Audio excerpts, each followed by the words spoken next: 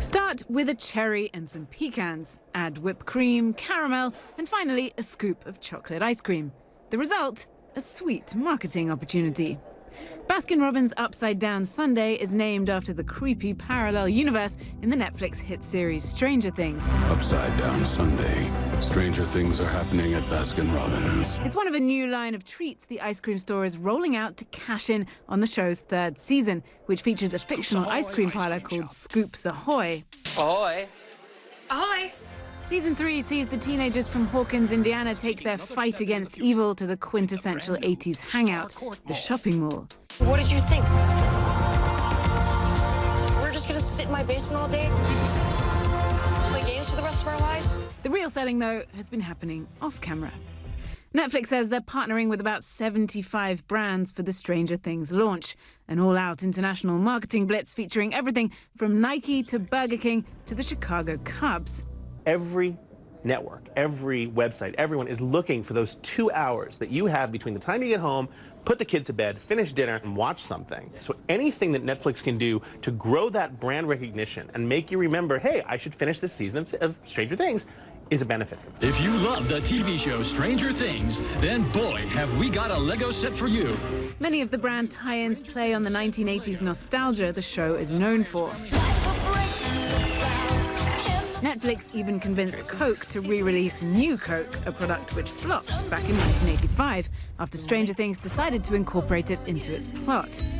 Netflix says no money changed hands on the Coke deal or on many of the show's other branding deals. Instead, Netflix is allowing companies to use the Stranger Things brand in return for a commitment to spend marketing dollars and dish up buzz for the show.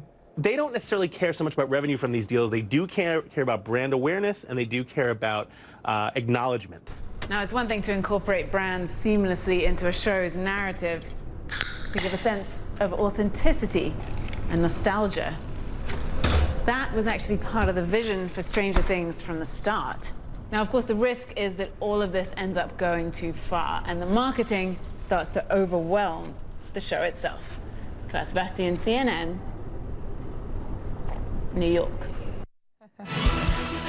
All right, Clare Sebastian joins me now in the money pit. Claire, distracting or a good thing for viewers? I mean, when you are just seeing so many brands constantly in your face, that also just irritates someone, you know, like me, as an example. Yeah.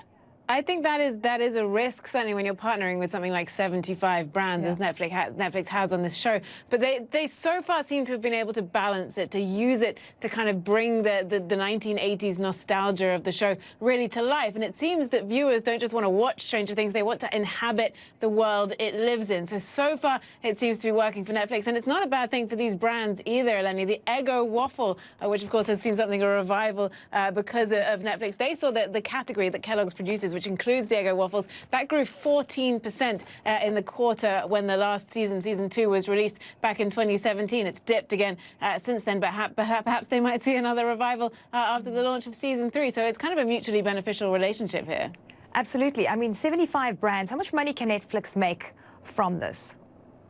Well, so this is the interesting point, because when it comes to the product placement, the brands that are actually appearing in the show, Netflix say that no money has changed hands when it comes to Stranger Things. That's not the case with some of their other shows. But in the case of Stranger Things, these are not financial partnerships here. It's simply something that the brands that have appeared in the show are using. But they are doing a bit of a revenue share with companies like Baskin-Robbins, which are just using the Stranger Things branding to sell their own products. So there's a little bit of revenue for this, but mostly it's about building the cult following of this show, Eleni. Netflix really needs to build up its original content. The streaming wars are ramping up. Companies like NBC, Universal, and Disney are pulling their content off of Netflix. They need to build up the profile of their original shows.